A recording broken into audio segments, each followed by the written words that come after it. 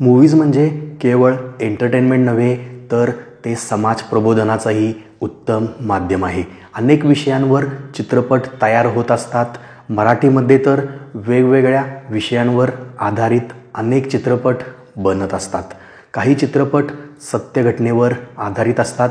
महाराष्ट्राला अक्षरशः वेड लावलेला सैराट हा चित्रपट देखील सत्य घटनेवर आधारित असल्याच्या चर्चा तेव्हा रंगल्या होत्या.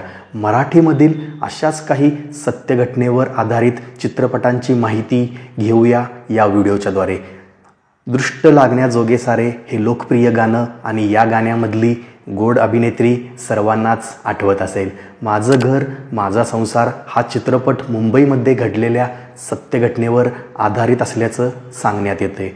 या चित्रपटामध्ये एकमेकांवर जीवापाड प्रेम करणारं एक जोडपं घरगुती कटकटीला कंटाळून ट्रेनमधून उडी मारून सुचतं, परंतु नवरा मरतो आणि बायको जिवंत राहते असं दाखवण्यात आलं आहे.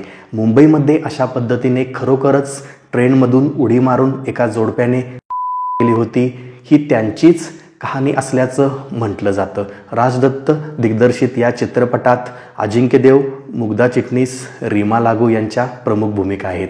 या लिस्टमधील दुसरा चित्रपट आहे लालबाग परळ. हा चित्रपट मुंबईतील गिरणी कामगारांच्या जीवनावर आधारित आहे. मुंबईतील गिरणी कामगारांच्या समस्या हा विषय काही महाराष्ट्रातील जनतेसाठी नवीन नाही. लाखो गिरणी कामगारांनी उपजीविकेचे साधन गमावल्यावर त्यांची आणि पर्यायाने त्यांच्या कुटुंबाची झालेली फरफट, न्यायासाठीची धडपड आणि राजकारण्यांसोबतचा लढा अशा अनेक मुद्द्यांवर या चित्रपटात प्रकाश टाकण्यात आला आहे. महेश मांजरेकर दिग्दर्शित या चित्रपटात सचिन खेडेकर, सिद्धार्थ जाधव, अंकुश चौधरी, सई तामणकर अशा अनेक नामवंत कलाकारांच्या भूमिका आहेत. पुढची मूव्ही आहे माफीचा साक्षीदार. हा चित्रपट पुण्यामध्ये 1977 साली घडलेल्या जोशी अभ्यंकर खून खटल्यावर आधारित होता. 1.5 वर्षात 10 मर्डर्स आणि कित्येक दरोड्यांचा घटनांची शृंखला अशा अंगावर शहारा आणणाऱ्या जोशी अभ्यंकर खून खटल्याने त्यावेळी केवळ पुणेच नाही तर अख्खा महाराष्ट्र हादरला होता. राज दत्त दिग्दर्शित माफीचा साक्षीदार या चित्रपटामध्ये नाना पाटेकर, मोहन गोखले, अविनाश खर्शीकर, उषा नाईक हे कलाकार मुख्य भूमिकेमध्ये होते. पुढची मूव्ही आहे बंदीशाळा.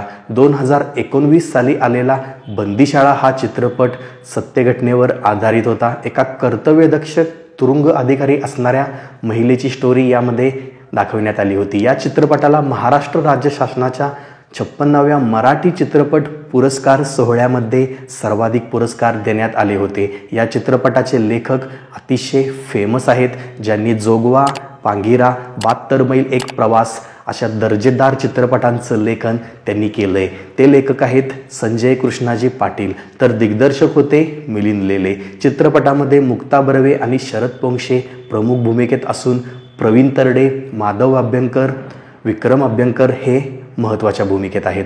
अशोक वटकर यांच्या 72 मैल एक प्रवास याच नावाच्या कादंबरीवर आधारित 72 मैल एक प्रवास या चित्रपटामध्ये सातारा येथील एका बोर्डिंग स्कूलमध्ये शिकणाऱ्या अशोक या 13 वर्षाच्या मुलाची ट्रू स्टोरी दाखवण्यात आली आहे. हॉस्टेलमधल्या कडक शिस्तीला कंटाळून हा मुलगा तिथून पळून कोल्हापूरला आपल्या गावी जात असताना वाटेत त्याला आयुष्याचा धडा मिळतो. या चित्रपटाचे दिग्दर्शक होते राजीव पाटील. चित्रपटात चिन्मय पंत आणि स्मिता तांबे प्रमुख भूमिकेत आहेत. 22 जून 1897 मध्ये भारतात विशेषतः पुण्यामध्ये आलेली प्लेगची साथ रोखण्यासाठी नियुक्त करण्यात आलेले ब्रिटिश अधिकारी CW रँड यांनी प्लेगची साथ तर आटोक्यात आणली, पण या दरम्यान त्यांच्याकडून करण्यात आलेल्या अत्याचारांमुळे तेव्हा समाजात प्रचंड असंतोष पसरला होता. यामुळेच चापेकर बंधू दामोदर हरी, वासुदेव हरी आणि बाळकृष्ण हरी, महादेव विनायक रानडे आणि खंडो विष्णू साठे यांनी त्यांचा वध केला.